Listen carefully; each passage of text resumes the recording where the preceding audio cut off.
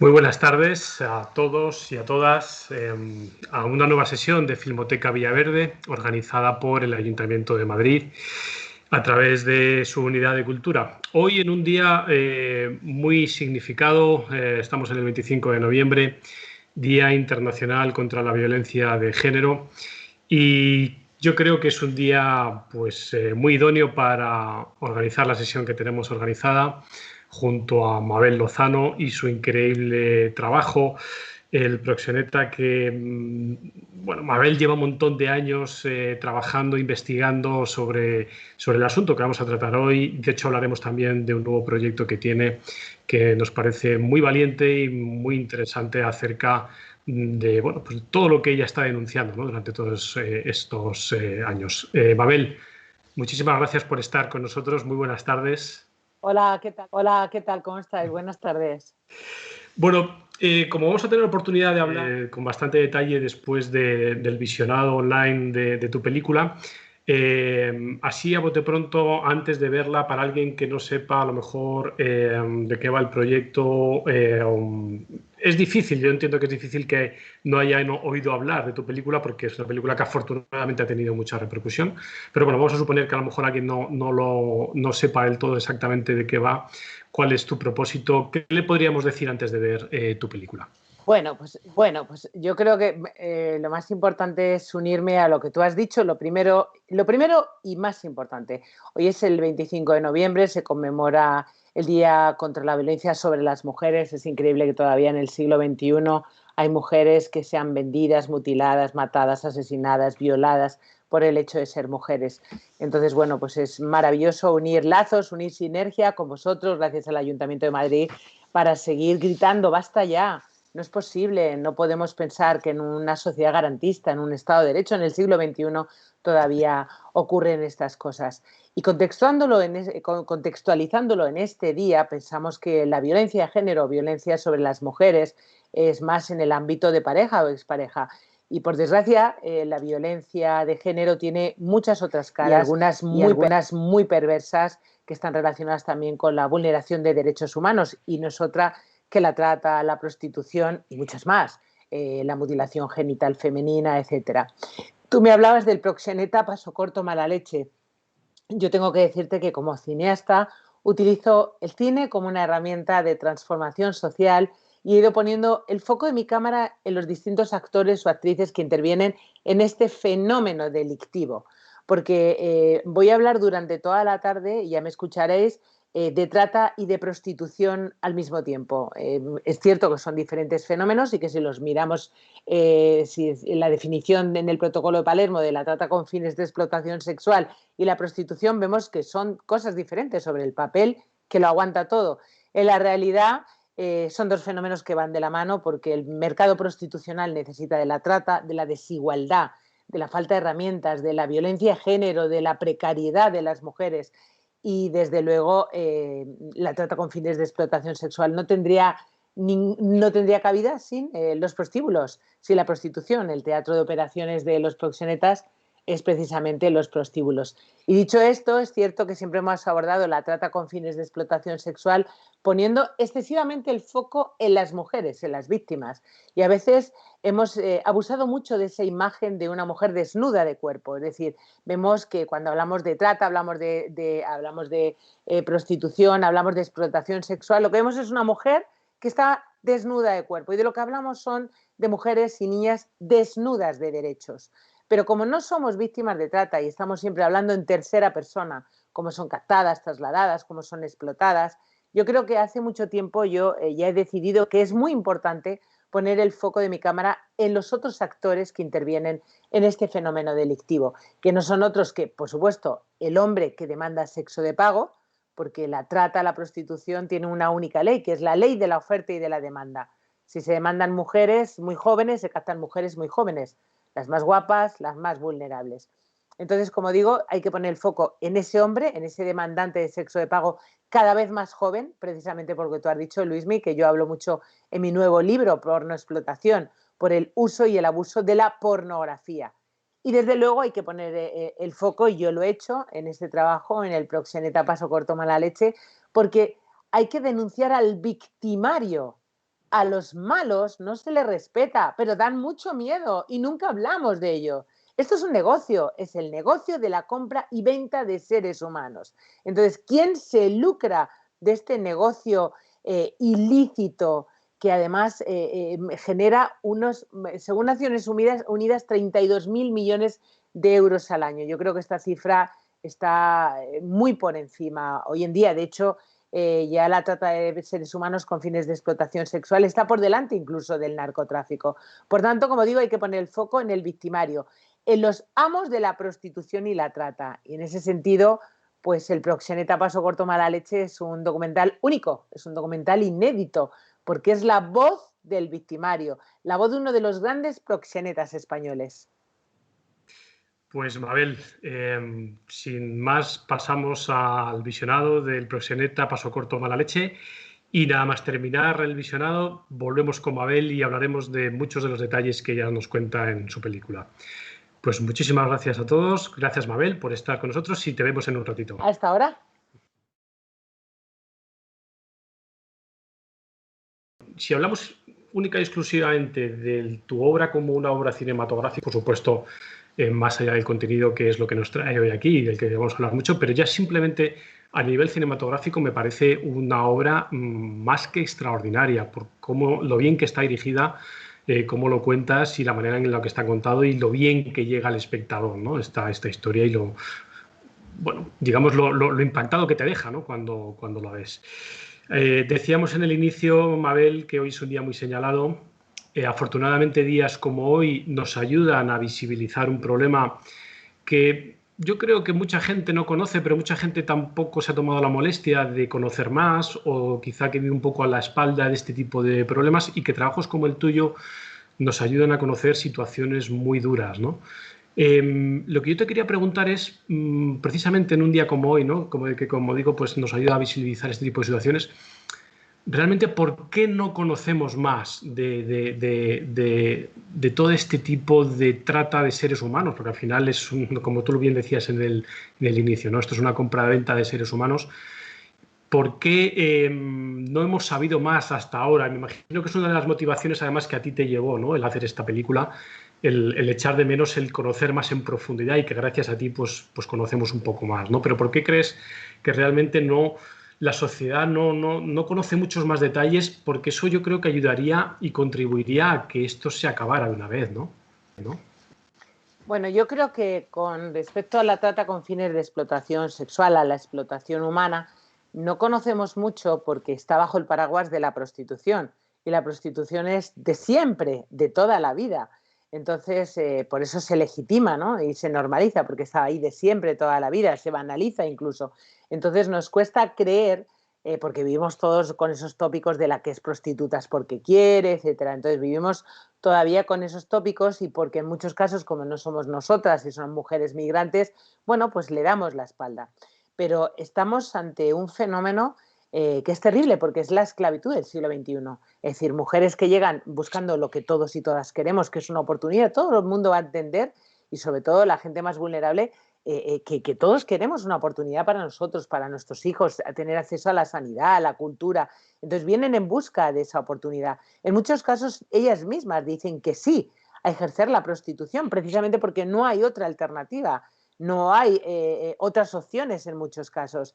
Y luego se ven engañadas y metidas en esos burdeles a los que cada vez llegan, como digo, chavales más jóvenes. Entonces, nos cuesta creer que esta es una realidad. Pues yo creo que es porque estamos ciegos o porque no queremos ver. Es decir, no hay más ciego que el que no quiere ver, porque esto es algo que ya llevamos muchos años diciendo que ocurre. Porque estamos hablando todo el rato de que se desarticulan redes de donde salen rescatadas mujeres, niñas cada vez más jóvenes. Vemos en nuestras rotondas, en las calles, mujeres migrantes cada vez más jóvenes, de dónde salen, qué las trae, cómo hacen el proceso migratorio. Es decir, estamos ante un gravísimo problema global, es decir, la esclavitud no se abolió, esta es la cara de la esclavitud. Entonces, precisamente volvemos al día en el que estamos, el 25 de noviembre, uno puede pensar, qué horror la violencia de género, estoy en contra de la violencia de género, estoy en contra de la explotación humana, pero no vale, eso es un postureo. uno tiene que poner un granito de arena realmente en el mundo que quiere y de verdad, la sociedad que quiere para sus hijos y para sus hijas.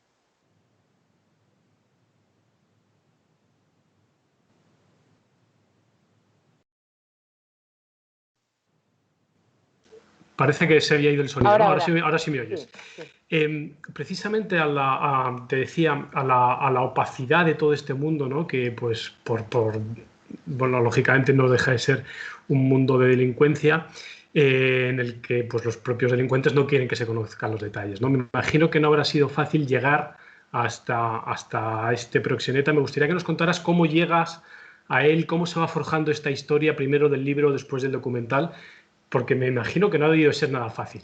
Bueno, y además os voy a contar un chascarrillo que hace mucho que no lo cuento y me apetece mucho contarlo. El músico, como muchos otros grandes proxenetas españoles, conocían mi trabajo y conocen mi trabajo, porque realmente el primer documental que se hizo en España contra la trata lo hice yo en el 2005, Voces contra la trata. Entonces ellos conocían mi trabajo y me contaba el músico cuando tenía confianza, como cuando yo decía en las redes que volaba, iba aquí o allí a hacer un trabajo, ellos decían, a ver si se cae el avión, ¿dónde va esta tía? Tal.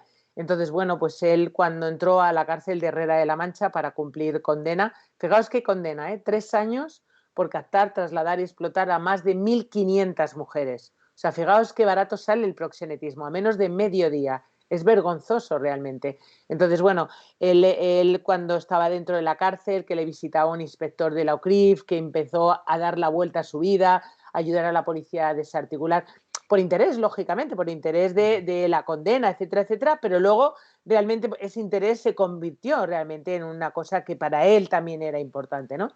Y bueno, cuando salió de la cárcel, él quería conocerme. Y este inspector de la OCRIF, con el que yo tengo muchísima amistad porque imparto muchas conferencias de trata, me conoce mucho, y entonces hizo una cita de los dos. Y entonces él quería contarme, quería compartir su dolor. Quería compartir el dolor de haber visto morir a Lucía, de haber visto morir a tantas mujeres por sobredosis de droga, que se habían suicidado, que las habían tirado, las sacaban de los clubes y las tiraban a los badenes de la carretera como si fueran perros para que ahí los recogiera el SAMUR. Entonces, ese dolor lo quería compartir conmigo porque él sabía que yo lo iba a entender. Yo había escuchado también a muchas víctimas y también iba a entender ese dolor, iba a entender las mujeres. Pero yo no quería, ¿sabes? Yo no quería ser el paño de lágrimas de un proxeneta. No, no, no. No, no. Yo quería saber cómo era él. Yo había abordado esto de todas las formas. Quería saber qué había detrás del proxenetismo, qué había detrás de las luces de neón, cómo era la trastienda, cómo se blanqueaba el dinero. Entonces, cuando empezamos a hablar y yo le preguntaba pues cómo se blanqueaba el dinero, cómo eran los testaferros y tal, pues un día le voy a mandar un mensaje en WhatsApp y veo que no puedo. No puedo, y le pregunto a mi hija, oye, este amigo no le puedo mandar un mensaje, y me dice, mamá, si te ha bloqueado. Digo, ¿cómo me va a bloquear? Primero porque yo, no sé si vosotros y vosotras, yo no sabía que había una opción que era bloquear. Ahora sí lo sé, pero no lo sabía.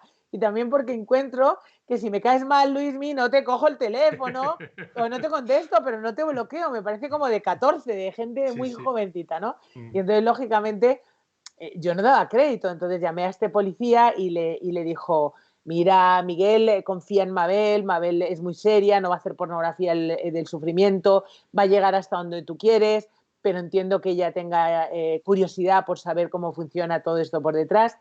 Y volvimos a continuar esa relación de ello, le preguntaba, él me contestaba. Cuando terminamos todo aquello, yo sabía ya cómo funcionaba todo, hasta cómo eran las terminales TPV, como, todo, todo de todo. Muchas otras cosas que ni siquiera hemos puesto en el libro, porque, como dice él, callamos más sabremos más por lo que callamos que por lo que contamos, ¿no? O sea que es una forma también como de protección. Entonces, bueno, pues yo cuando terminé le dije, vale, dime por qué recuerdas a Lucía o por qué recuerdas a unas mujeres, 3, 4, 5 de las 1.500. ¿Por qué a estas mujeres y no a las otras? Y entonces ya me empezó a hablar de mujeres y me hacía tanto daño, me hacía tanto daño, tanto daño, tanto daño, esa cosificación extrema, esa objetualización, porque además él lo hablaba en presente y era como, qué dolor, Dios mío, qué dolor estos seres humanos vilipendiados, robados, apaleados. Y entonces, como ya sabía bloquear, pues le bloqueé yo a él. Lógicamente necesitaba ese espacio y él llamó a este policía amigo y me llamó de vuelta, me dijo, ya, Vale, ya. Los dos sabéis en qué liga jugáis, cómo sois, así que adelante. Entonces, bueno, de esas largas conversaciones salió primero el libro, El proxeneta, y después fue él mismo el que me dijo, tú no eres cineasta, vamos a hacer este documental, que pensaréis que yo soy muy brillante bueno, como guionista e incluso mi compañera Alicia Luna, pero no somos tan brillantes. Habíamos escrito un guión donde él no enseñaba el rostro, obviamente por su protección, pero durante el viaje, durante esa gran nevada en Barcelona, fue él mismo el que dijo, ¿y qué pasa si doy la cara en el documental? Y yo le dije, no lo sé, tú tienes hijos, tú tienes 3 hijos, mira a ver qué puede pasarle a tus hijos y además probablemente si tú no le has dicho a tus hijos esto, que no lo vean en una película primero, yo creo que te lo deberías pensar. No, no, no, si las víctimas han sido muy valientes y hablar en primera persona en tus documentales, yo voy a dar la cara.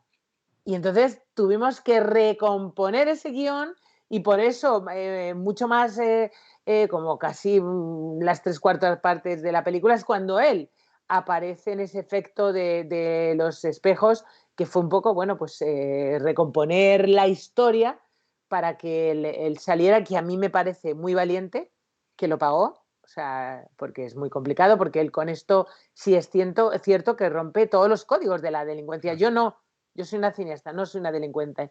Pero cierto, yo creo, no sé qué pensaréis vosotros y vosotras, pero yo creo que el impacto se multiplica. Porque no es lo mismo hablar en tercera persona que ver su rostro y hablar en primera persona.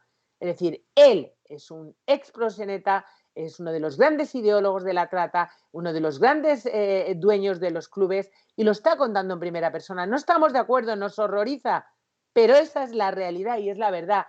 Y realmente a veces sientes empatía incluso por él, porque te das cuenta que lo que está contando es brutal y lo está contando, ¿no? Y yo creo que eso es muy importante, ese testimonio en primera persona. Y yo le agradezco al músico la valentía que él ha tenido. Y por cierto, os digo que yo, después de todos estos años, sigo trabajando con él porque seguimos haciendo proyectos de investigación a los que, bueno, yo estoy siempre en la calle, es decir, yo hago un trabajo de campo, yo no hago un trabajo desde un despacho, desde una academia, yo hago un trabajo de campo, estoy en la calle siempre. No, además, tu trabajo es tan de actualidad que es de ayer, de hoy, del futuro, porque realmente, aunque presentas muy bien y él habla muy bien de la evolución de la prostitución en España, pero nada más lejos de la realidad pensar que eso forma parte del pasado, porque yo me imagino que muchos de los prostíbulos que él regentó a día de hoy siguen abiertos y a pleno rendimiento, Todos, seguramente. todos, todos, todos, todos, Luismi, todos. Es decir, todos los burdeles que él regentó, lo único que él ya no es socio de esos locales, pero sus ex socios siguen trabajando, porque realmente bueno, es que hace una semana hemos visto una nota de prensa que la operación Carioca, que la mencionamos en la película, Sí. que es una operación que se desarticuló en Galicia con muchísimas complicidades, muchas mujeres explotadas, algunas desaparecidas, etcétera, se ha saldado con 3 años de cárcel también para el proxeneta y todos los implicados en la cárcel. Y los burdeles no se cierran. Es que lamentablemente él termina diciendo una cosa que es muy importante. Es decir, en España ningún fiscal, ningún juez, ningún policía, ningún guardia civil, nada, no se puede multar, no se puede condenar el proxenetismo consentido porque no es un delito en nuestro país. Necesitamos una reforma legislativa que condene todas y cada una de las caras del proxenetismo para que nadie pueda lucrarse de la prostitución ajena, porque acabaríamos con el proxenetismo. La mayoría de las mujeres que están en situación de prostitución en nuestro país lo hacen por cuenta de un tercero, que es el que se lucra, que son estos hombres a los que hoy les hemos escuchado. Hablabas de cómo la narración en primera persona gana fuerza y evidentemente hay momentos absolutamente desgarradores en el documental. A mí una de las partes que más me impacta es cuando él, con absoluta, iba a decir frialdad, es que no es ni siquiera frialdad, con absoluta normalidad, habla de cómo no pegaban a las chicas porque era una manera de estropear la mercancía, ¿no? O sea, de cómo están tratando de mercancía a seres humanos y sin tener ningún tipo, lógicamente, de consideración frente a lo que tienen delante, que es un ser humano, ¿no? Y lo están tratando como mercancía. Y esa parte ya desde luego te deja absolutamente descolocado de cómo puede existir una realidad así, ¿no? Claro, pero es que estamos hablando de eso, Claro. es que es lo más importante, es decir, Mm. estamos hablando de la cosificación de un ser humano, de la objetualización de un ser humano como una cosa. Es decir, finalmente, ¿qué se vende en un puticlub? ¿Qué se vende en las rotondas de Colonia Marconi en Madrid? Se venden mujeres, se vende carne.